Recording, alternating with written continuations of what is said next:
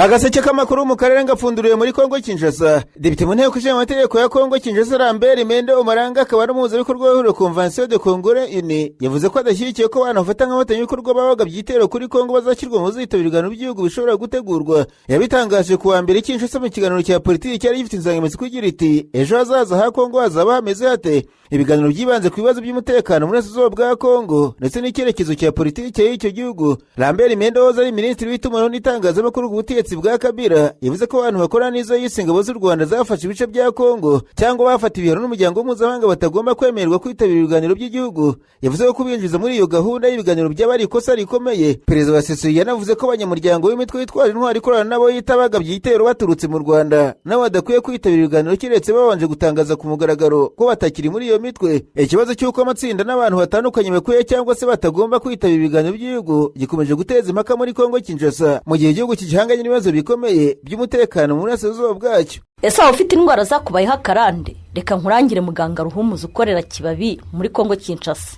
Ni umuhanga akuvura akoresheje ibimera. Muganga Ruhumuza akuvura amarozi yaba ibitegano cyangwa se ibihuherano, akuvura akarande, igicuri, igifu kidakira n'umutwe udakira, imidido ndetse n'ibindi. Umwihariko wa muganga Ruhumuza arakuvura ugakira neza kandi avura akoresheje ibimera. Mwamusanga mu mujyi wa Kibabi hirya hangaha i Masisi cyangwa se mu mujyi wa Rubaya. Waba unamukeneye ukamwandikira cyangwa ukamuhamagara ukoresheje WhatsApp. Urandika akamenyetso ko guteranya 24 38 46 58 18 arakubwira uko wamugeraho kuko bamugezeho bose bamutangira ubuhamya. Umwihariko wa muganga Ruhumuza nuko anahugura abandi baganga mu kuvura bakoresheje ibimera. Naho amakuru aturuka mu ntara y'Kivu y'Epfo avuga ko abarwanyi ba FCM bafatanyije n'umutwe Meridibe turwaneho bakomeje kwagura ibice bagenzura muri teritwari ya Fizi nyuma yo gufata agace gahana imbibi n'intara ya Maniema. Amakuru yatangiye gukwirakwira ku cyumweru tariki 2 Kanama avuga ko abarwanyi bageze muri segiteri ya Rurenge, agace gafite umwihariko wo kuba gahana imbibi na teritwari ya Kabambare yo mu ntara ya Maniema. Nkuko amakuru atangwa n'abaturage bo muri ako gace, abayobozi b'inzego z'ibanze n'abasenguzi b'umutekano babitangaza. Meridibe turwaneho bivuga ko bafashe uduce twa Kabanju, Gitumba, Sara n'uduce tuhakikije two muri Rurenge. Ibi byabaye mu gihe iriya mitwe isanzwe igenzura ibice birimo Minembwe, Mikenke, Rwitsankuku, Point Zero, Gipuvu kwa Murima n'ahandi. Ibintu byerekana ko ikomeje kwagura ibirindiro byayo muri Kivu y'Amajyepfo. Kugera kwa FCM twirwanaho muri Rurenge bifatwa nk'intambwe ikomeye kuko agace gahana n'intara ya Maniema, bityo bikaba bishobora gutuma ibikorwa by'intambara byagukira no muri iyi ntara yabaye ya gatatu intambara yinjemo nyuma y'imyaka 5 ibera muri Kivu y'Amajyaruguru na Kivu y'Amajyepfo. Igitero cyitiriwe inyeshyamba za Mayimayi ku nkambi ya gisirikare ahitwa Cyubumamba mu gace ka Mitwa muri ho Katanga mu gitero cyo ku cyumweru cyahitanye abantu 8 nk'uko imibare y'agateganyo yashyizweho agaragara sosiyete zibiri mu gace bitangaza. Abaguye muri icyo gitero barimo abasirikare 2 no mu miryango yabo 6. Inkongi y'umuriro yadutse muri icyo gitero yahitanye umugore w'umusirikare n'abana 5. Abasirikare 2 bakomerekejwe n'amasasu bakuweho bajyanwa kuvurwa mu gihe abagore 4 bahiye bikomeye. Ingo nyinshi zegerewe nazo zangiritse nk'uko inkuru y'ikinyamakuru Media Congo Kadomonete bivuga nyuma yo kugaba igitero inyeshyamba zisubira inyuma. Ubufasha bwa FARDC bwoherejwe buturutse muri santere ya Mitwaba kugira ngo yinde gace kandi batangire ukuri bikurikirana bagabye igitero. Nubwo ituze ryagarutse rivuga ko abaturage bafite ubwoba, nta tangazo yashyizwe agaragara na FARDC cyangwa se abayobozi b'intara ryemeza iki gitero. Imibare y'abakiguyemo nayo iracyari agateganyo. Perezida wa Kongo Kinshasa ariko kandi Félix Antoine Tshisekedi yahaye ingabo za Uganda UPDF imodoka 10 zo mu bwoko bwa Toyota Land Cruiser Pickup zigenewe kongera imbaraga ibikorwa byazo biri gukorwa muri Burasirazuba bwa Kongo mu rwego rwa Operation Shuja. Izi modoka zashyikijwe ubuyobozi bwa IDPF mu muhango wabereye iberi mu ntara y'Kivu y'Amajyaruguru. Guverineri w'iyo ntara Jean Major Somoka kuri Evariste waruhagarariye Perezida Tshisekedi yavuze ko inkunga igaragaza uburyo ubutegetsi bwa Kongo bushima ubufatanye hagati y'ibihugu byombi mu rugamba rwo kurwanya umutwe wa ADF. Yasobanuye ko ibikorwa bihuriyeho n'ingabo za Kongo FARDC na UPDF byagize uruhare rukomeye mu kuzamura umutekano mu bice byinshi byo mu Burasirazuba bwa Kongo ndetse bikururiza abaturage benshi gusubira mu byabo nyuma yo kuva mu byabo kubera umutekano muke. Ku ruhande rwa Uganda, Major General Stephen Mugerwa uyobora ingabo za UPDF zikorera muri Operation Shuja yashimiye Perezida Tshisekedi kuri iyo nkunga. Yavuze ko ari ikimenyetso cy'izere n'ubufatanye bukomeje kuranga ibihugu byombi. Ashimangira ko UPDF na FARDC bazakomeza ibikorwa byo guhiga no guhashya abarwanyi ba ADF kugeza batsinzwe burundu. Operation Shuja yatangiye mu Gushyingo ku myaka 5 ishize nyuma y'ibitero by'iterabwoba ADF yagabye muri Uganda. Kuva icyo gihe ubuyobozi bwa gisirikare bivuga ko ibikorwa bihuriyeho byagabanyije ubushobozi bwa ADF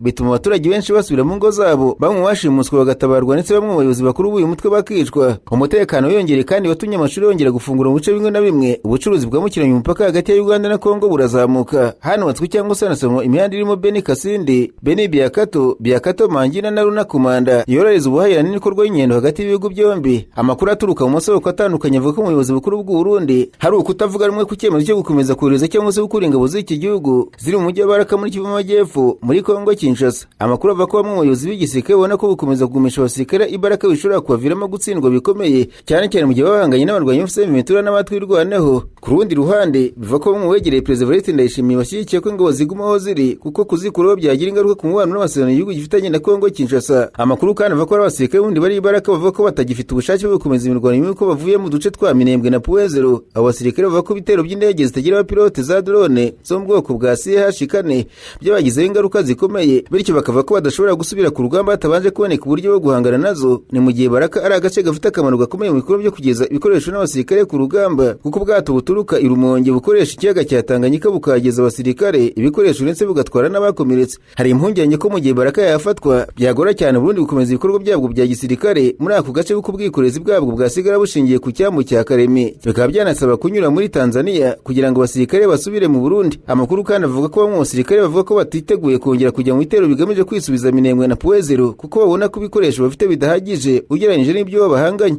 Mbabwire kandi ko kuwa mbere Perezida w'u Burundi Evariste Ndayishimiye ari kumwe n'umunyamabanga mukuru wa CNDD-FDD Derville Ndikuriyo, uwo mwongerera Siriaki Nshimirimana, abagize umuryango nyakwigendera Adolphe Nshimirimana n'abandi bayobozi bifatanije mu biki ba CNDD-FDD mu kwibuka imyaka 11 ishize Adolphe Nshimirimana yishwe. Abakoranye nawe bagarutse ku mico yihariye bashimangira ubugira neza bwe, ubutwari, ubwenge n'urukundo akundaga igihugu cye. Abayoboke b'ishyaka cyangwa se abagumyabanga bashishikaje gukurikiza urugero rwe, aho umunyamabanga mukuru wa CNDD-FDD Derville Ndikuriyo yavuze ko ari umuntu w'intangarugero urangwa twari no kwiyoroshya. Yasabye abayoboke b'ishyaka bari aho ngaho kurangwa n'ubwiyoroshye, ashimangira ko ubwibone nta cyiza bugeraho. Yanagarutse ku kamaro ko gusigira abana n'abuzukuru indangagaciro zo kwitanga barazwe n'intwari z'igihugu kugira ngo bakore bakunda igihugu cyabo, nk'uko bivuga uyu munsi ni amahirwe yo gutekereza ku mico yaranze abo bantu b'intwari kugira ngo abantu bavome amasomo kuri iyo mico kandi bagire icyitegererezo mu myitwarire yabo ya buri munsi. Mu ijambo rya Perezida Evariste Ndayishimiye yagaragaje ko Adolphe Nshimirimana yari umuntu ukunda amahoro, witeguriye umurimo, utagira ubwoba imbere y'ingorane, kandi wari yiteguye gutanga inama no guteza imbere ubwiyunge hagati y'abafitanye amakimbirane.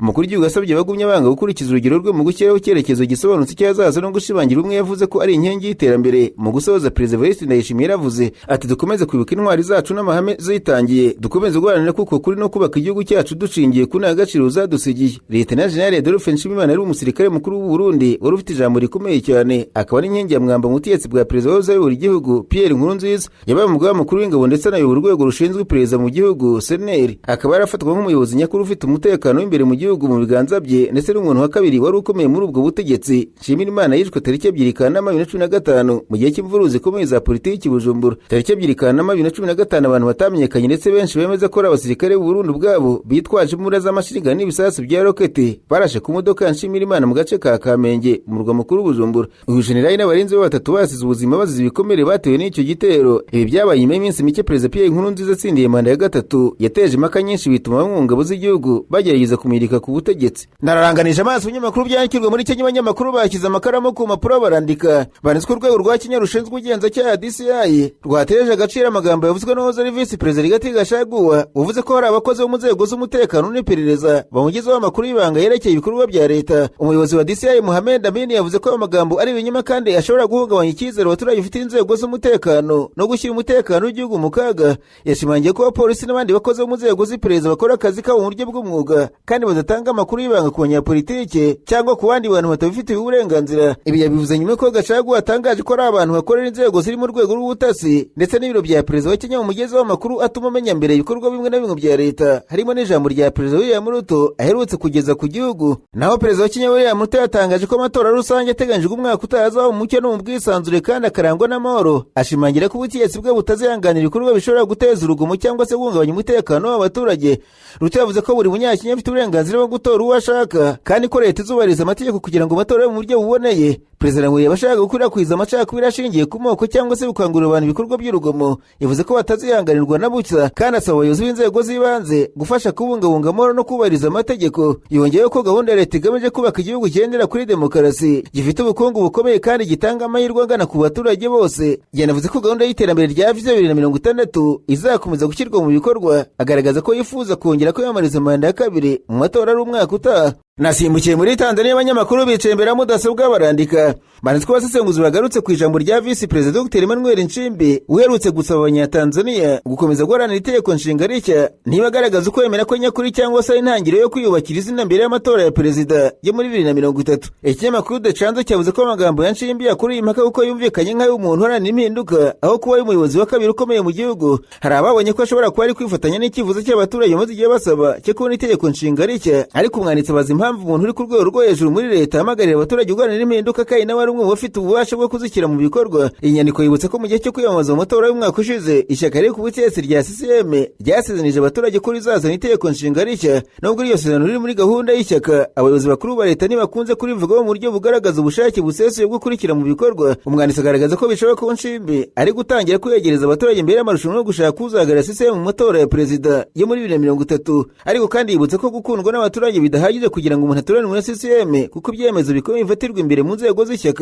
Atanga urugero rwa Edouard Lowassa wafatwaga nk'uwari ufite amahirwe menshi guhagararira CCM 2015 ariko nyuma ntiyatoranywa n'ishyaka. Nk'uko umwanditsi abivuga, Nchimbi ashobora kuba ari kugerageza kugumana umwanya we muri leta, ariko icyarimwe akanubaka isura imwemerera kugirirwa icyizere n'abaturage. Icyakora amateka ya CCM agaragaza ko kuba umuntu akunzwe hanze y'ishyaka bidahagije, amasezerano n'ubufatanye bw'imbere mu ishyaka aribyo bikunze kugena uzatoranywa. Iyi nkuru isoza ivuga ko hakiri kare kumenya niba Nchimbi ari kuvuga ibingibi kubera ukwemera ko cyangwa se kubera inyungu za politiki z'igihe kizaza. Icyakora umwanditsi asanga bishoboka ko amagambo yari intambwe ya mbere mu rugendo rurerure rwo kwitegura guhatanira kuyobora Tanzania muri 2030, nubwo amaherezo yabyo azaterwa n'ibyemezo bizafatirwa imbere mu ishyaka CCM kurusha uko bizaterwa n'uko abaturage bamwakiriye. Agaseke k'amakuru mu karere gapfunikira ibundi abanyamakuru bakoresheje bamuriro barandika banditswe mu biganiro byahuje Perezida wa Repubulika y'u Burundi Evariste Ndayishimiye n'abayobozi b'amashyaka ya politiki byabereye Gitega mu murwa mukuru w'u Burundi ku wa gatanu mu cyumweru gishize. Ingingo yibanzweho cyane yari ukwizeza ko amatora umwaka utazaba mu mucyo no mu bwisanzure. Perezida w'ishyaka Frodebu Patrick Nkurunziza yavuze ko amatora yabanje yabayemo amakosa n'ibitagenda neza byinshi, asaba ko hakorwa ivugurura rizatuma amatora y'umukuru w'igihugu ateganyijwe umwaka utaha aba yizewe anyuze mu mucyo kandi yemerwa n'impande zose. Iyi shyaka Frodebu rifatwa n'abarwanashyaka baryo ndetse n'abandi banyapolitiki benshi nk'ishyaka ryabaye umusingi wa demokarasi mu Burundi rishingiye ku murage w'uwarishinze Melchior Ndadaye wabaye perezida wa mbere w'u Burundi watowe binyuze mu matora ya demokarasi. Ndadaye yishwe tariki 21 Ukwakira 1993 hashize amezi atigeze kuri anatangiye kuyobora igihugu. Urwo rupfu rwe rwakurikiwe n'ibibazo bikomeye bya politiki n'umutekano byamaze imyaka myinshi mu Burundi. Iyicwa rya Ndadaye ryagize uruhare mu kuvuka kw'imitwe myinshi yitwaje intwaro y'abahutu harimo CNDD-FDD ayine iri ku butegetsi muri kino gihe. Amasezerano yarusha y'amahoro n'ubwiyunge mu Burundi yashyizweho umukono muri Kanama muri 2000 yabaye intambwe ikomeye mu rugendo rwo gukemura mu makimbirane. Ayo masezerano yagiye afasha buhoro buhoro kurangiza isubirana muri ry'abaturage ryamaze imyaka irenga 10 ryahitanye abantu barenga 300 nk'uko umuryango w'abibumbye bitangaza. Bamwe bahoze ari abayobozi n'abanyamuryango bakomeye ba Frodebu bavuga ko abayobozi b'ubu bakomoka ku bahoze ari abarwanyi b'inyeshyamba z'abahutu batubahiriza bihagije umurage n'indangagaciro za Melchior Ndadaye, cyane cyane mu bijyanye no kwimakaza demokarasi, kubahiriza ubutegetsi bugendera ku mategeko no gutegura amatora aboneye kandi anyuze mu mucyo. Ku ruhande rwabwo ubutegetsi bw'u Burundi bahakana ibyo bunengwa, bukavuga ko igihugu kimaze gutera intambwe igaragara mu gushimangira amahoro, ubumwe na demokarasi. Ikinyamakuru SOS Media cyanditse ko ari imbere ya Perezida Ndayishimiye Patrick Nkurunziza uyoboye ishyaka Frodebu yavuze ko mu matora yabanje habaye amakosa n'ibitagenda neza byagaragaye mu makomine atandukanye yo mu gihugu. Yavuze by'umwihariko ko hari abantu bamwe bavuga ko batoye kare mu mwanya w'abandi bataragera ku biro by'itora. Yagaragaje ko iyo myitwarire ishobora korohereza uburiganya mu kuzuza agasanduku k'itora mu buryo bunyuranyije n'amategeko. Perezida wa Frodebu yavuze ko ibikorwa nk'ibyo byangiza isura y'amatora kandi bishobora kurushaho gutuma abaturage batakariza icyizere inzira y'amatora n'uburyo ategurwamo. Patrick Nkurunziza yavuze kandi ko bamwe mu rubyiruko rwo mu ishyaka riri ku butegetsi mbonerakure bakunze kuvuga mu birego by'ihohoterwa n'ibindi bikorwa bivuga ko bibangamira urwanya ubutegetsi abantu bakekwaho kubashyigikira cyangwa n'abanyamuryango ba CNDD-FDD bafatwa nk'abadashyigikiye ishyaka bihagije ngo bashyire igitutu ku baturage mu bihe by'amatora. Yavuze ko iyo myitwarire ibangamira ubwisanzure bwa politiki ari imikorere myiza ya demokarasi. Yashimangiye ko buri muturage akwiye kugira uburenganzira bwo gutora uwo ashaka mu bwisanzure adatinya iterabwoba cyangwa se igitutu icyo ari cyo cyose. Perezida wa Frodebu Patrick Nkurunziza yavuze ko rimwe na rimwe mu makosa n'ibitagenda neza akorwa ari umuyobozi w'inzego z'ibanze babirebera, barimo abayobozi ba komine, ab'amazone, ab'amakaritsiye n'abakuru b'imitumba. Yashimangiye ko abayobozi b'inzego z'ubutegetsi